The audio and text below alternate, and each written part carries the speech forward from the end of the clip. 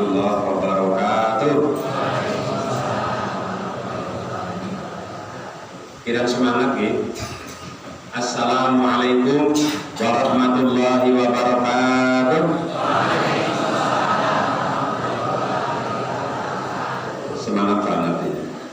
Sing pertama ikhlas, keduanya terpaksa. Alhamdulillah alladzi an'ama 'alaina bi ni'matil iman wal islam wa nikmatis sihah wa nikmatil afiyah wa nikmatil ihsan. Asyhadu an la ilaha illallah wahdahu la syarikalah wa asyhadu anna Muhammadan abduhu wa rasuluhu alladzi la nabiyya ba'da. Allahumma shalli wa sallim wa barik ala Muhammadin wa ala alihi wa ashabihi ajmain, amma ba'du.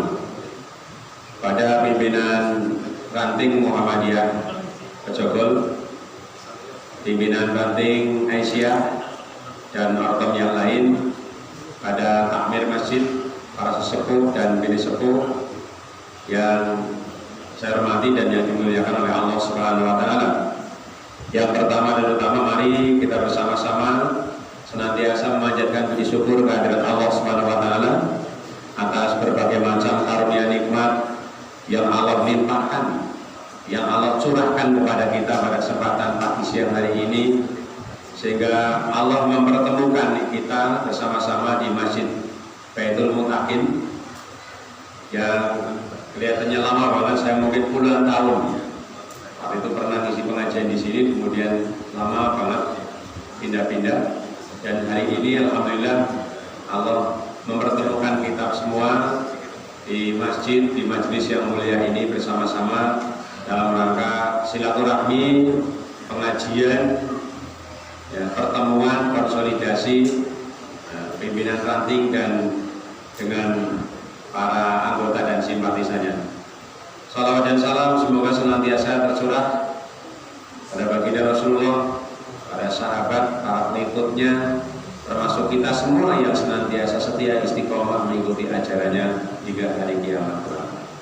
Bapak Ibu yang dirahmati oleh Allah Subhanahu wa taala, gengsel persiapan muktamar sudah mulai kelihatan ya. Sudah dipasang baliho-baliho persiapan muktamar dan sebagainya. Dan insya Allah menurut informasi dari ranting Kejogol berangkat 1 bis, betul nggih? Iya. Yang dulu rencananya katanya 2 bis. Ya, tapi karena COVID atau karena COVID, sehingga akhirnya menjadi 1 bis. Nggak apa-apa. Kalau saya sih tingkat cabang saja Purwokerto Selatan juga mengangkatkan 1 bis kok. Jadi intinya kita penggembira di sana gitu. Kalau menyaksikan langsung masuk kayaknya enggak, karena itu porsinya adalah pimpinan daerah nanti. Jadi kita yang penting begitu sampai mundur dari bis, jalan-jalan, mesin, makan, bar makan bareng, numpak bis turu, balik, lah. Ya namanya penggembira kan kayak ya. Jadi kita refreshing sekali-kali daripada rumah, uplak. Kali-kali kita mesin bareng-bareng ketemu kalau saudara-saudara kita se-Indonesia nanti di Solo gitu. Ibu-ibu banyak yang ikut, Bu? Iya, ikut saja, Bu. Iya. Pokoknya nanti izin sama bapaknya atau bapaknya diajak sekalian. Enggak punya sambung gimana? Adol kelapa. Nah, iya. Mungkin apalah, yang penting aja nanti penggembira kalau nggak nyiling ya orang usah. Ya, kesemampunya lah. Masalah sambung gampang. Bawa makanan dari rumah yang bisa sing awet-awet gitu ya. Nggak bisa ya. Nah, Bapak Ibu yang dirahmati oleh Allah Subhanahu wa taala, ya. Kita sudah lama sekali jadi orang Muhammadiyah nih Bapak Ibu nih. Sudah lama. Sejak kapan Ibu jadi orang Muhammadiyah, Bu? Sejak lahir ya. Katanya lahirnya dari iringnya Muhammadiyah. Dari iringnya dari Muhammadiyah begitu. Sudah lama kita jadi orang Muhammadiyah. Oleh karena itu mari kita merefresh kembali, kita mengingat kembali, mengenang kembali. Jadi Muhammadiyah itu sebenarnya apa sih begitu gitu. Bapak Ibu udah tahu semua. Jadi Muhammadiyah itu suatu gerakan gitu ya. Gerakan dakwah amar ma'ruf nahi munkar yang bertujuan menegakkan, menjunjung tinggi agama Islam agar terwujud masyarakat.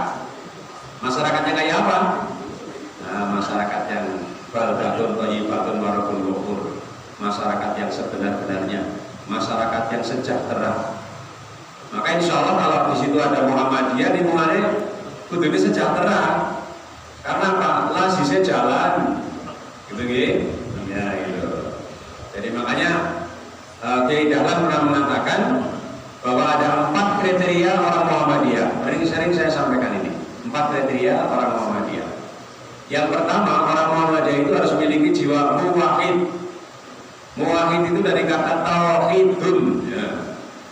Jadi orang Muhammadiyah itu harus bersih, ya, tidak terkotori, tidak terkontaminasi dari hal-hal yang mengarah kepada kemusyrikan. Gitu. Jadi semata-mata ifradullah bil ibadah wa nafil ibadah amma siwallah. Mengesahkan Allah di dalam beribadah dan meniadakan bentuk-bentuk sesembahan selain Allah. Hanya Allah yang disembah. Nah, apa sekarang masih ada orang yang menyembah kepada selain Allah di Indonesia? Oke. Yang Indonesia negara Bhinneka Tunggal Ika. Kenapa gitu? Sing pada nyembah patung si anak, ya oke. Nungkrok ya, sing pada nyembah patung. Coba lihat itu di komplek Pasar Wagai ada kelenteng. Nyembah patung gitu. Iya, kalau nyekel sumplit ya gitu. Baik, sumpah-sumpah. Pengalaman saya waktu itu mengantar anak-anak pertukaran pelajar ke Thailand, ke Bangkok itu di sana, karena kan gone. Jadi setiap rumah itu punya Tuhan. Tuhan itu dijual di pasar. Warnanya kuning kayak emas, jadi ganti nama Tuhan yang rusak, tuku Tuhan di pasar Wage. Karena lolos ya ke Tuhan mati geletak. Dia teman Bangkok aja duit.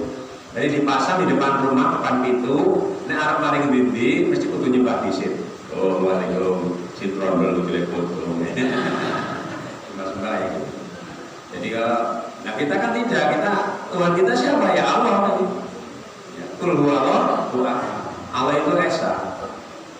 Lam yalid wa lam yulad, kalau tidak diperanakan dan tidak punya anak, tidak diperanakan. Maka kita tidak boleh memiliki keyakinan sesembahan kepada selain Allah. Hanya Allah. Maka orang Muhammadiyah mesti dimanapun senantiasa mengajarkan yakni konsep tauhid.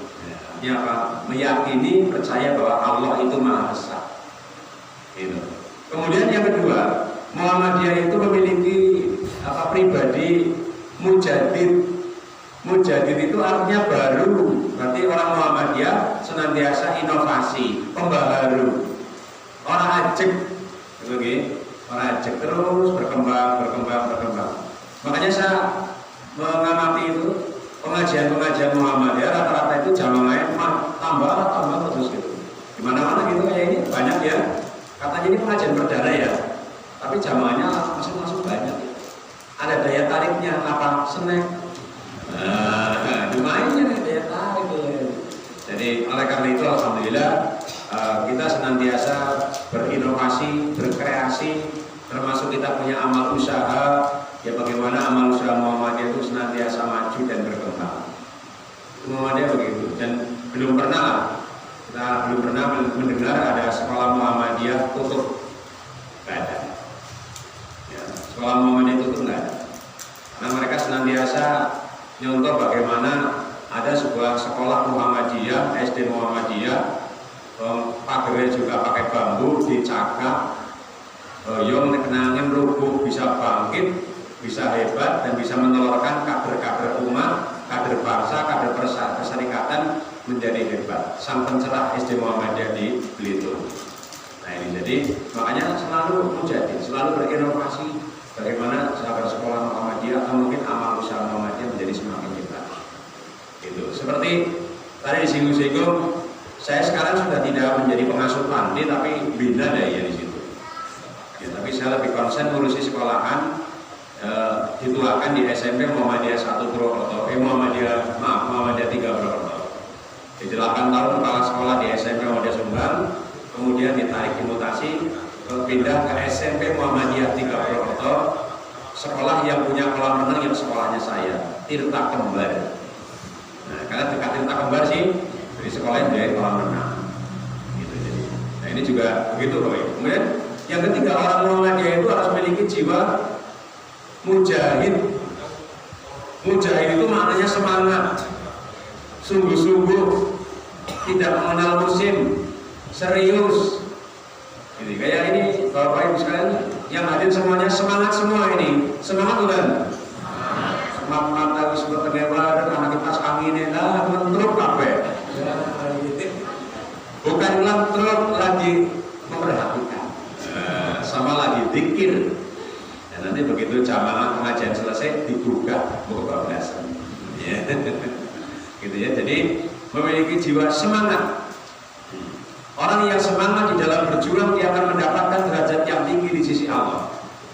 Gitu ya. Jadi buka dalam surat apa itu atau ayat 20 ya. Alladzina amanu wa jahadu wa jahadu. Alladzina amanu wa hajaru wa jahadu wa hajaru wa hajaru wa jahadu fi sabilillah. Jadi wa hajaru wa jahadu fi sabilillah. Bi amwalihim wa anfusihim a'dhamu darajatan indallah. Itu faulai kaumul faizun. Jadi orang-orang yang senantiasa beriman, kemudian berhijrah, berjuang di jalan Allah, maka dia akan mendapatkan derajat yang tinggi di sisi Allah Subhanahu wa taala. Jadi itulah, maka jiwa Muhammadiyah adalah senantiasa semangat di dalam berjuang, semangat di dalam menuntut ilmu, semangat di dalam menegakkan kebenaran di muka bumi ini. Nah, kemudian yang keempat, orang Muhammadiyah itu harus memiliki jiwa apa? Mubaligh. Mubaligh itu adalah penyampai. Muhammadiyah tidak mungkin akan berkembang kalau tanpa adanya tabligh. Makanya sekarang Muhammadiyah sudah berkembang di mana-mana. Baik di Indonesia dalam negeri maupun di luar negeri sekarang sudah banyak. Di Australia, ya, di Arab, di Mesir, di tetangga negara kita sudah banyak Muhammadiyah itu berdiri di sana. Karena apa? Dengan adanya tabligh. Nah, dengan adanya kegiatan seperti ini, pengajian, maka terus Muhammadiyah akan senantiasa berkembang di lingkungan masyarakat. Apalagi sekarang lagi gencar-gencarnya, yakni program yang dicanangkan di Muhammadiyah itu, yakni adanya GJDC gitu ya, Gerakan Jamaah Dakwah Jamaah. Sekarang sudah ada grupnya, grup takmir masjid sekabupaten Banyumas, dan kemarin sudah menyelenggarakan kegiatan di UMP ya, acara apa itu? Iya, Riklah Dakwah. Dan saya itu dapat buku satu, bagus banget. Bagaimana cara memanage masjid dari sisi keuangannya, dari sisi jamaahnya itu kalau dipraktekkan sungguh bagus itu. Bagus banget. Karena kita mulai dibalik sekarang ini. Kalau di Quran dikatakan kita supaya memakmurkan masjid itu gitu ya. Innama ya'muru masajidallah. Ayo kita makmurkan masjid. Tapi sekarang sudah mulai dibalik sedikit-sedikit. Bagaimana masjid bisa memakmurkan kepada jamaah. Nah, ini termasuk ini sudah mulai ini di masjid ini. Masjid memberi kemakmuran kepada jamaah, baik kemakmuran ilmu maupun kemakmuran seperti pengajian, ada snacknya. Ini kan kemakmuran juga. Ya, mau ngantuk dicakap pakai air. Umpama kita ngelap gitu ya, tinggal ditusuk saja seperti ini, kemudian disedot. Sehingga mari ngelaki ini salah satu daripada kemakmuran. Ini, jadi ini tanggung jawab kita karena tidak mungkin orang-orang musyrik itu mereka akan memakmurkan masjid.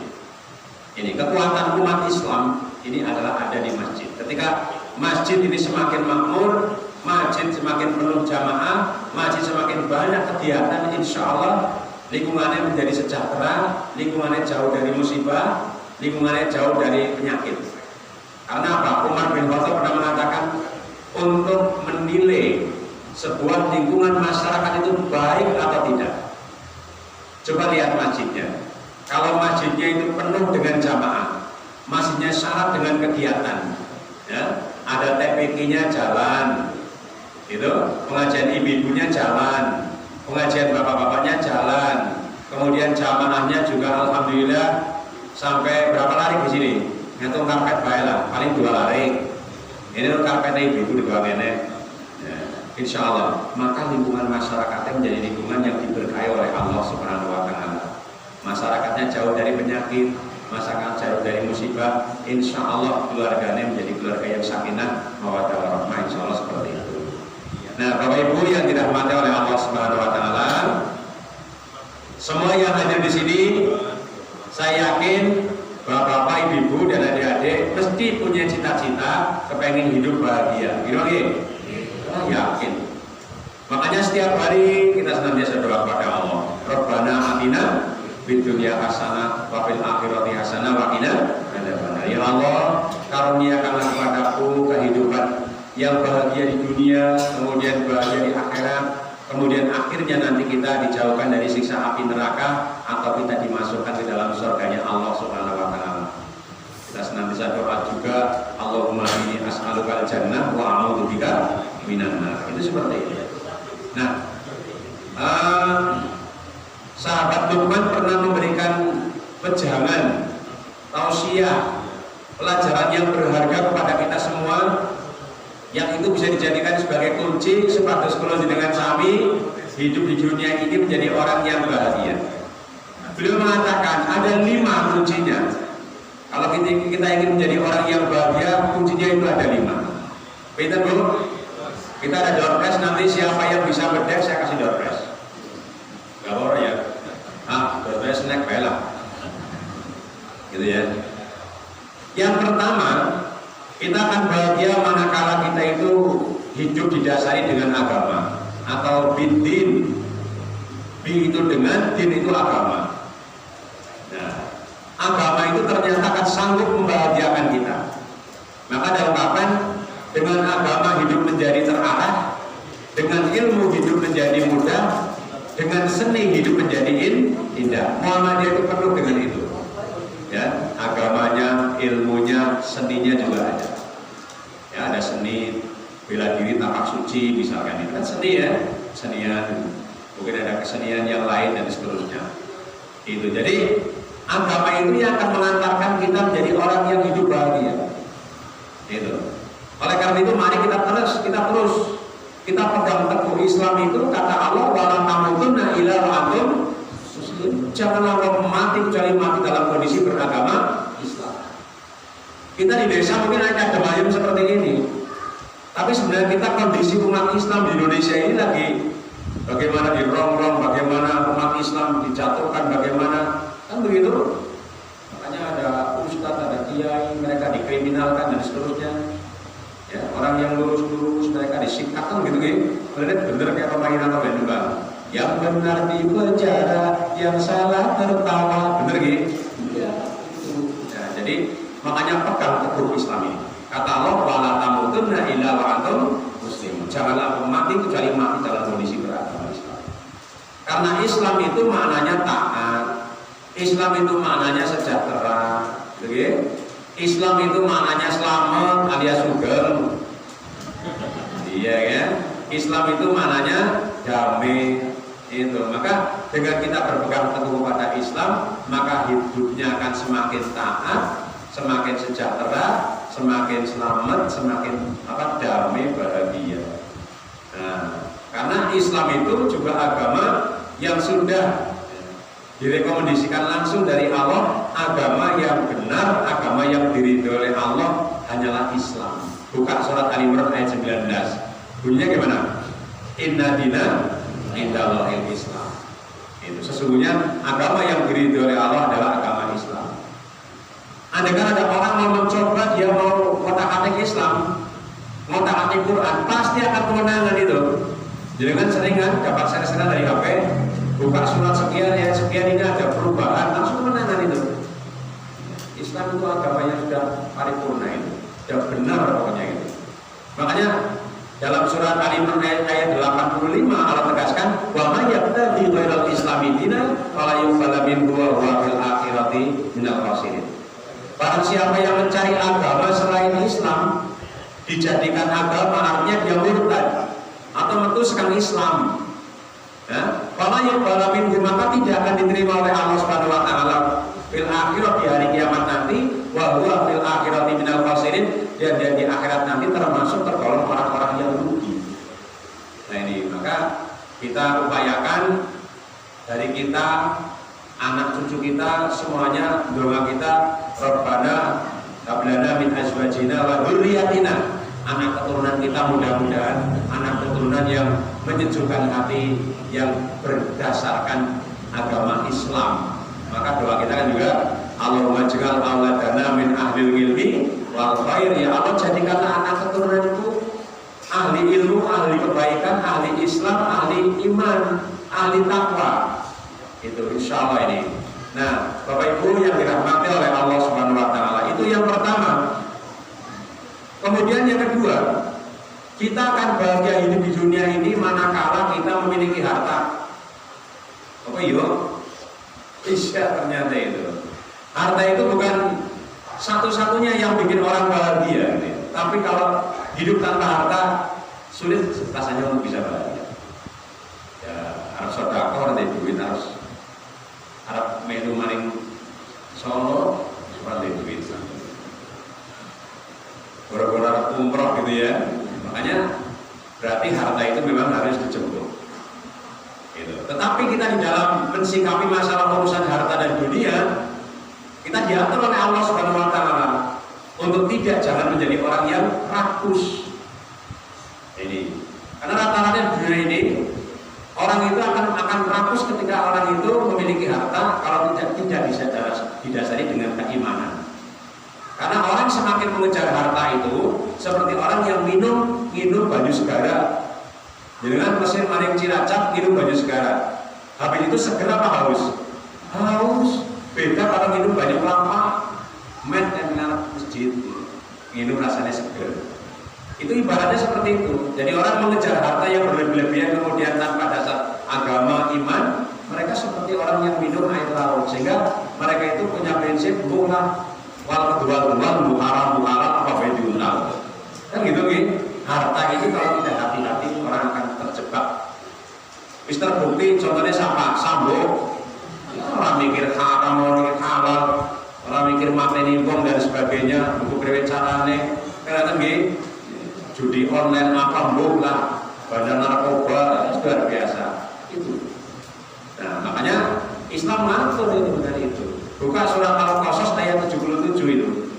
Wabtadi fima ataqallahu daral akhirah wala tansa nasibaka minad dunya, dan carilah karunia apa yang telah Allah berikan kepadamu ya untuk persiapan kamu akhirat. Akhiratnya disiapkan dari sekarang.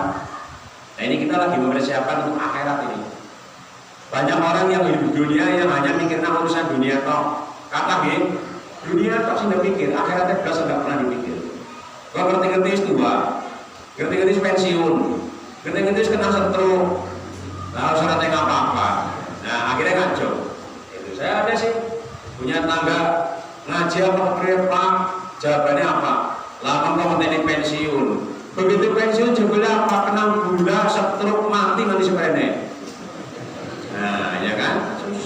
Makanya kata Allah wasari'u ila maghfirah, ayo bersegera untuk berbuat baik, gak usah nunggu-nunggu pensiun. Nah, jadi kita diperintahkan untuk mengejar akhirat. Nah, tapi kata Allah, wala tansa nasibaka minad dunya, janganlah kau lupakan urusan duniamu. Jadi tetap kita ngejar dunia, kita bekerja, ya, kita menjemput rezeki, ya, diiringi dengan tawakal. Proses tawakal melalui usaha keras, doa, kalau sudah dapat syukur, kalau belum dapat sabar. Itu rumusnya itu. Itulah orang tawakal. Jadi orang dikatakan tawakal itu yang pertama usaha keras, usaha sungguh-sungguh. Iringi dengan doa, ya, imannya si kuat. Kemudian anggone rezeki disyukuri, anggone sabar, insya Allah rezekinya lancar. Kalau ngalami sih, nanti nih. Sebelum saya jadi pengasuh panti, saya itu pernah jualan di tepi jalan angkringan loh, sama istri itu. Jadi jualan jahe susu, mendoan berbagai macam alat jual semuanya itu, alhamdulillah laris banget. Jam 11 is ngantongin duit 200 sampai 300 ribu. Waktu itu loh tahun 2005, saya seneng banget.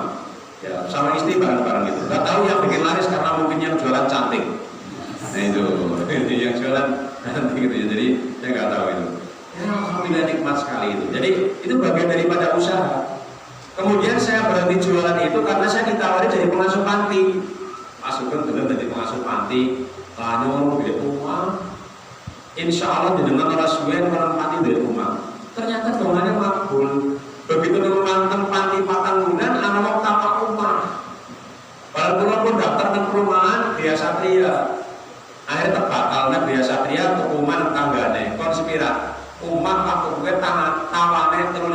juta, akhirnya saya tawar 11 juta oleh dicicil maning. Nah, itu rezeki namanya ya. Itu rezeki. Jadi itulah bagian daripada usaha kita yang sungguh-sungguh berdoa, ada rezeki disyukuri, kalau belum dapat kita sabar kepada Allah. Jadi Islam ada konsep, ada istilah keseimbangan, balance gitu ya. Jadi akhiratnya dikejar, kemudian dunianya juga dicari. Jangan hanya mungkin dunia saja atau mungkin hanya akhirat saja. Insya Allah dengan seperti itu kita menghadap Allah dalam keadaan kondisi husnul khotimah. Insya Allah. Gitu kan? Nah, Bapak Ibu yang dirahmati oleh Allah, kemudian yang ketiga, orang itu akan bahagia hidup di dunia dan akhirat nanti. Dunianya bahagia, akhiratnya juga insya Allah bahagia.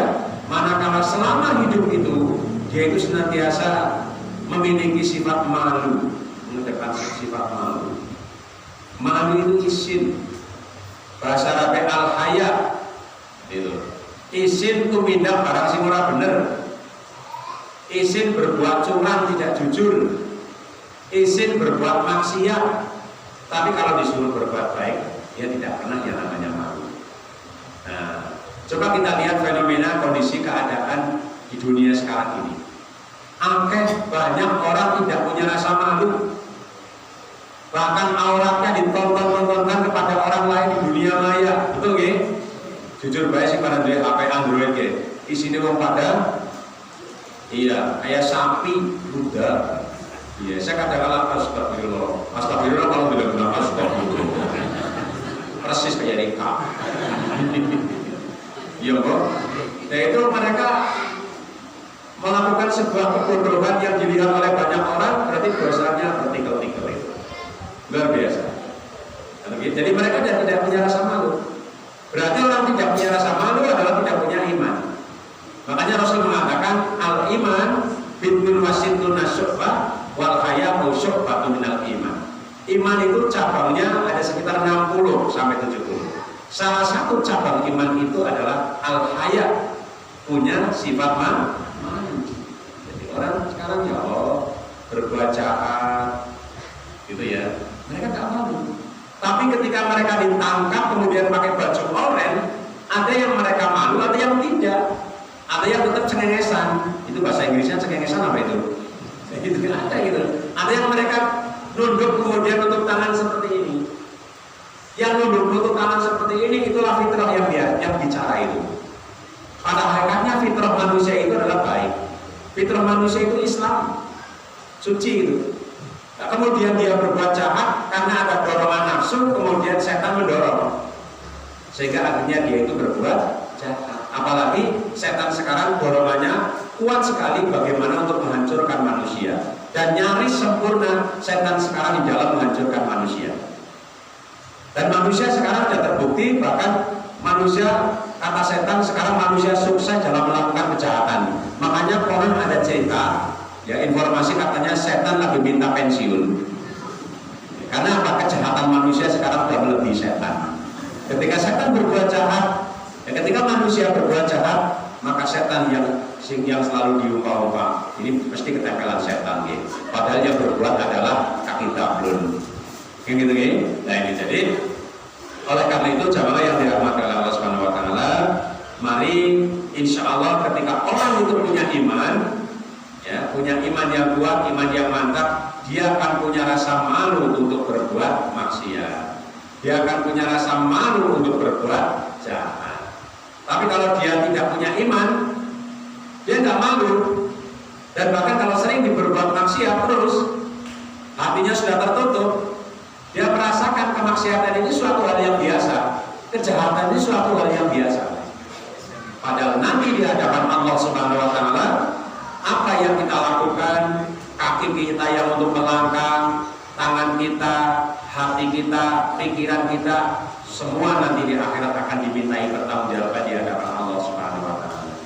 Makanya mari ketika kita punya rasa malu dalam hidup dunia ini, maka insya Allah kita akan merasakan bahagia. Tapi nek hidup di dunia ini tidak punya rasa malu, saya yakin hidupnya tidak akan bahagia, hidupnya penuh kegelisahan. Itu seperti itu. Nah, jamaah yang dirahmati oleh Allah Subhanahu wa taala. Kemudian yang keempat, kita akan merasakan suatu kebahagiaan di dalam hidup. Yang keberapa? Yang keempat. Yakni manakala kita memiliki akhlakul karimah, memiliki akhlak yang terpuji. Gitu. Rasulullah diutus di muka bumi ini paling tidak membawa dua misi. Apa misi Rasulullah diutus di muka bumi ini? Yang pertama, Rasulullah diutus di muka bumi ini adalah sebagai rahmatan lil alamin. Gitu. Yang kedua, Rasulullah diutus di muka bumi ini adalah untuk menyempurnakan akhlak manusia. Buka surat Al-Anbiya ayat 7. A'udzubillahi minasyaitonirrajim. Wa ma arsalnaka illa rahmatan lil alamin. Dan tidak lain aku mengutus engkau wahai Muhammad kecuali untuk memberikan pencerahan, untuk memberikan rahmat, kasih sayang, kebahagiaan kepada alam semesta ini. Ternyata betul Bapak Ibu. Dulu ketika abad kelima di Arab itu terjadi kebobrokan moral. Yang namanya pelacuran, yang namanya pembunuhan, yang namanya pencurian, yang namanya penyembahan terhadap berhala-berhala, suatu hal biasa ketika itu. Jadi ketika ada ibu-ibu lagi hamil, Bu, kemudian ibu itu melahirkan bayi perempuan, langsung dibunuh. Langsung dibunuh. Karena yang namanya orang perempuan pada saat itu katanya tidak ada harganya, bunuh saja. Coba kalau ternyata itu berlangsung lama, akhirnya tidak ada kehidupan. Panggung dunia ini isinya hanya laki-laki semua. Cara bahasa kasarannya isinya kurban dorong, ya itu beban. Dan gak mungkin akan terjadi yang namanya kelestarian hidup ini. Itu namanya bodoh. Nah, agama banyak berubah. Mereka yang disembah bukan Allah, tapi menyembahnya kepada patung-patung. Makanya tepat sekali begitu tanggal 12 Rabiul Awal itu ada sinyal ya. Begitu Rasulullah lahir ke muka bumi, satu, ada keajaiban muncul cahaya putih dari rumahnya Siti Aminah. Yang kedua, berhala-berhala yang mereka sembah hancur semuanya. Itu. Kemudian burung sama ikan di laut menampakkan kebahagiaan menyambut lahirnya Nabi Muhammad. Kemudian setelah 40 tahun Rasulullah diangkat dados Nabi, dados Rasul, mulai berdakwah mengembangkan Islam, maka betul-betul masyarakat menjadi damai, masyarakat menjadi sejahtera, sudah tidak ada lagi pembunuhan bayi-bayi perempuan. Itulah berarti Rasulullah diutus oleh Allah Subhanahu wa taala membawa Islam. Risalah Islam ini adalah untuk memberikan pencerahan rahmat bagi alam semesta ini. Makanya betul kalau lingkungan masyarakatnya Islamnya kuat, kayak Pejogol ini, ya, saya merasakan Pejogol ini masyarakatnya Islamnya kuat. Mulanya masyarakatnya makmur gitu, ya nandur budin, awalnya sekempol-kempol, aduh jatuh kayak tanduran-tanduran subur gitu. Nah itu karena kekuatan Islam.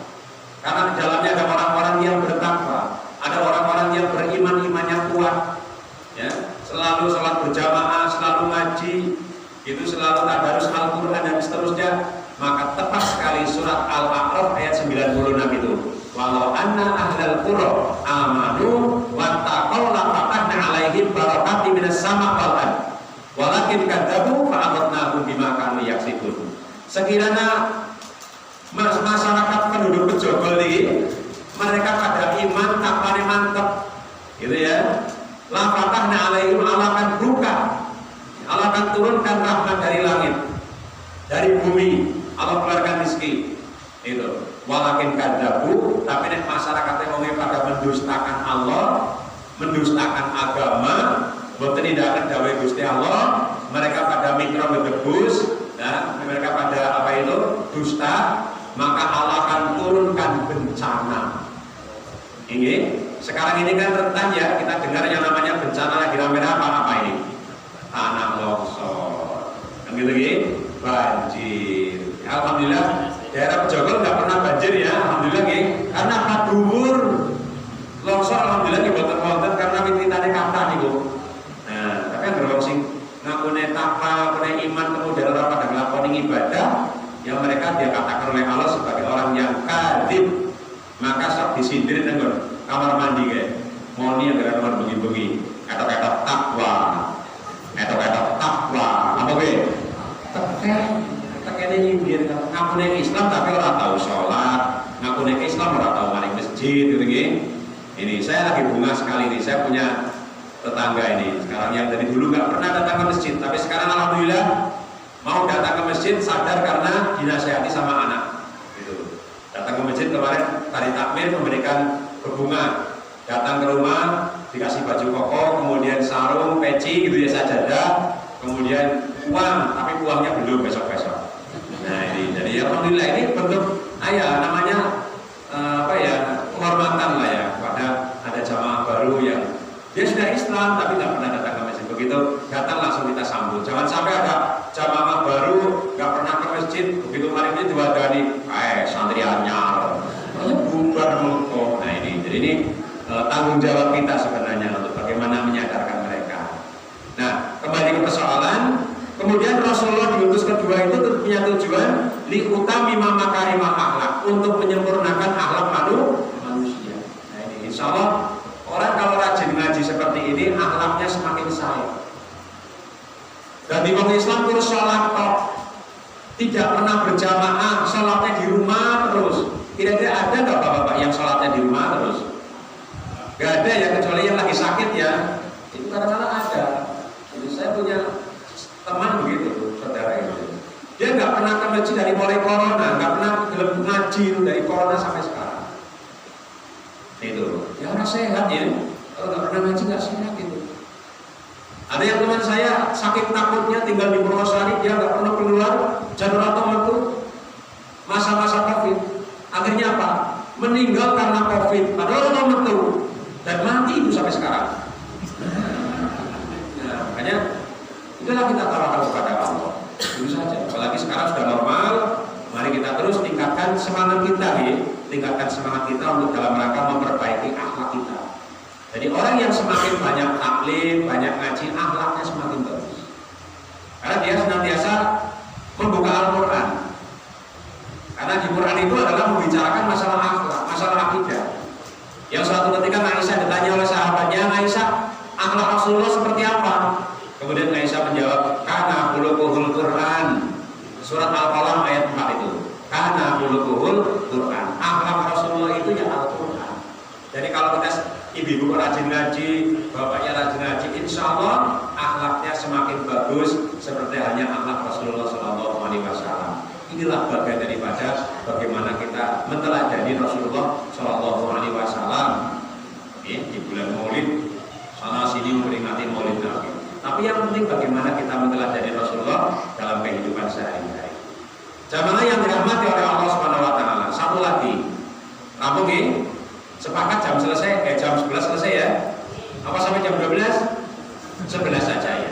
Ya, 11 ya. Biar nanti sampai rumah pas nih. Jadi pengajian di Muhammadiyah sudah tradisi biasa pengajian jangan sampai kelangkai beduk. Karena kalau beduk dilangkai nanti sakit gitu ya. Beduknya gede gitu kan, kita nggak bisa ngelangkai beduk, itu nggak boleh. Kalau di sini nggak ada beduk, itu beduknya sudah sudah hilang. Ya. Nah kemudian yang terakhir, kita akan merasakan suatu kebahagiaan dalam hidup manakala kita memiliki sifat dermawan atau bil miqta. Bil miqta itu artinya dengan memiliki sifat dermawan, suka memberi. Itulah Islam. Islam itu satu ajaran, Islam itu satu agama yang mengajarkan di dalamnya kepada umatnya, yakni memiliki sifat dermawan. Kalau dalam bahasa akhlaknya namanya sifat isariyah. Isariyah itu artinya lebih mementingkan kepentingan orang lain daripada kepentingan diri sendiri. Inilah Islam. Itu. Jadi yang namanya orang mau dermawan jangan nunggu kaya, dermawan nunggu sugih. Ini sangat-sangat keliru. Begitu sugih jebule apa? Pelit, getil, umet, betitil, butil, cetil, kibir, bahil, kucir. Enggak akeh gue. Iya, kita ini orang yang hidupnya pelit, dia pasti akan hancur hidupnya. Usahanya tidak berkah, tidak bakalan lalu. Tapi orang yang dermawan, karena di dalamnya namanya sedekah maupun zakat. Zakat itu maknanya kan berkembang. Setiap dia memberikan harta, maka hartanya semakin bersih dan berkembang. Makanya Rasul mengatakan, ma min malin shadaqah, ma naqasa min malin shadaqah. Tidak mungkin akan berkurang harta yang disedekahkan. Nah ini seperti pagi siang hari ini Ini dengan snack ini, yang jelas ini snack yang bikin panjenengan. Terus gimana? Yang bikin ibu-ibu apa bapak? Ibu-ibu tapi uangnya dari bapak. Berarti ibu-ibu bapak ini insya Allah segini kasar nih, rezekinya lancar semuanya gitu. Jadi ternyata itulah bapak ibu. Kalau kita pengen rezekinya lancar, kalau kita pengen rezekinya berkah, mari kita tingkatkan infak, sedekah kita.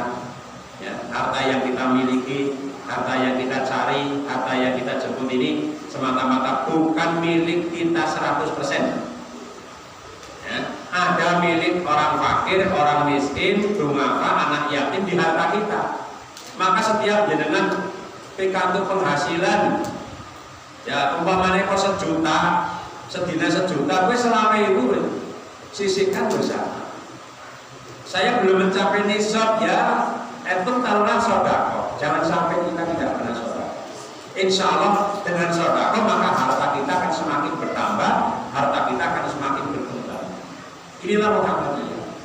Maka konsep yang paling luar biasa di Muhammadiyah itu adalah konsep yang tidak tertandingi oleh yang lain, adalah konsep al-mamun.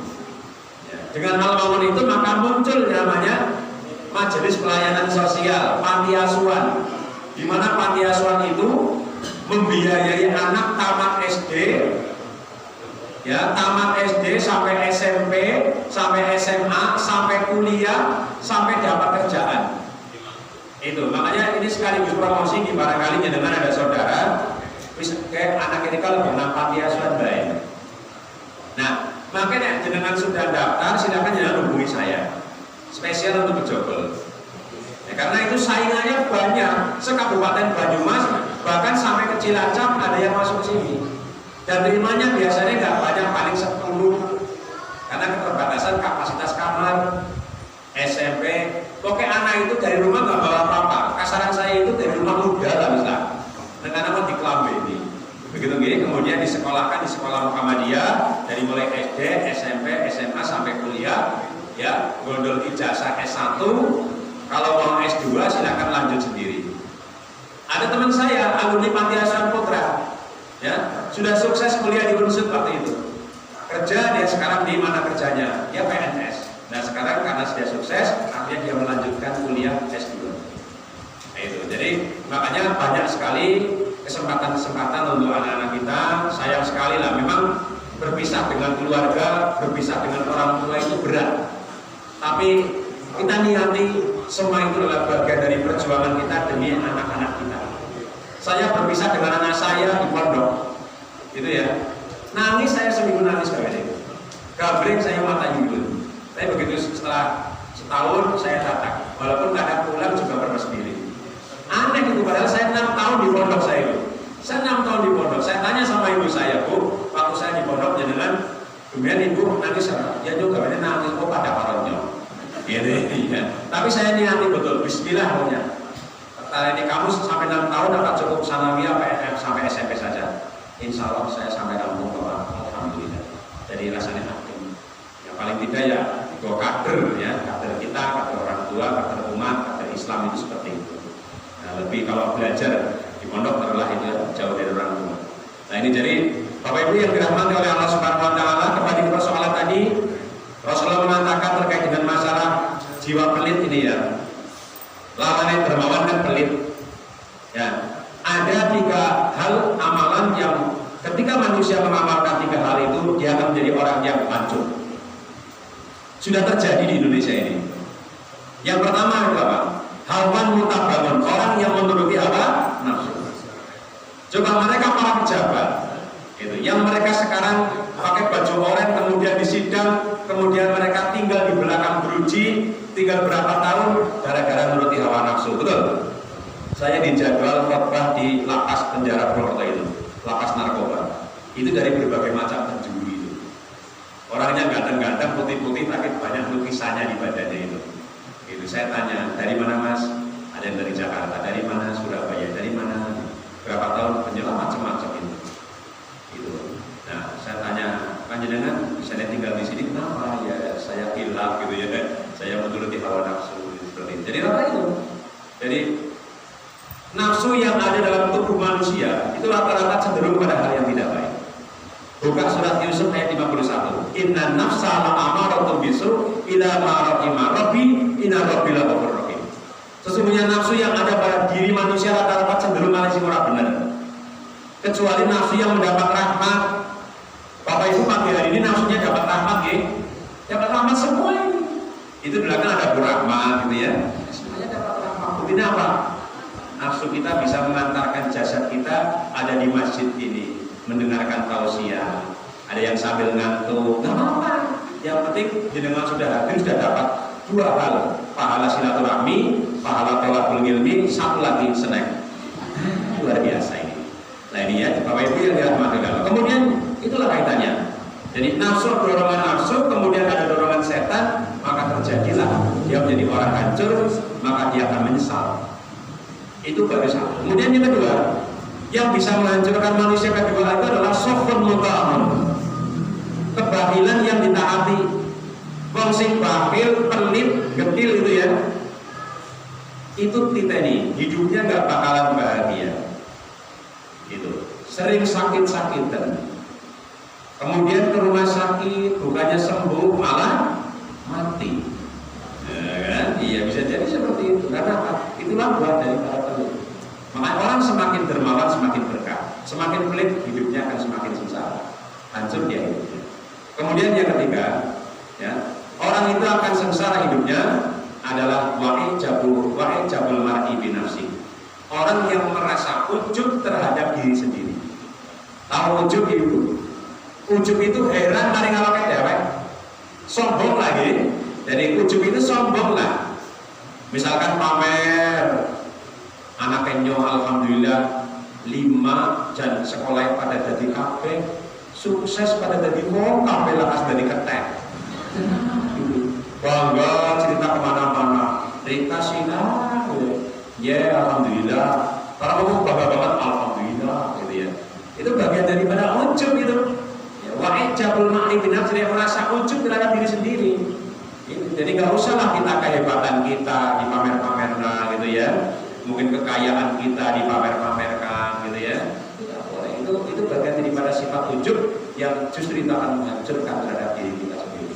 Nah oleh karena itu, Bapak Ibu yang dirahmati oleh Allah Subhanahu wa taala, saudara jam berapa ini? Jam 11. Jadi ada 5 kunci norma agar kita mendapatkan suatu kebahagiaan di dalam hidup. Yang pertama adalah orang hidup harus didasari agama. Harus tanamkan kepada anak-anak kita, generasi kita, cucu kita, agama yang kuat. Saya yakin di Pejogol ini anak-anak ini kuat-kuat agamanya ya, karena ada banyak madrasah di sini, gitu ya. Kemudian yang kedua, apa itu?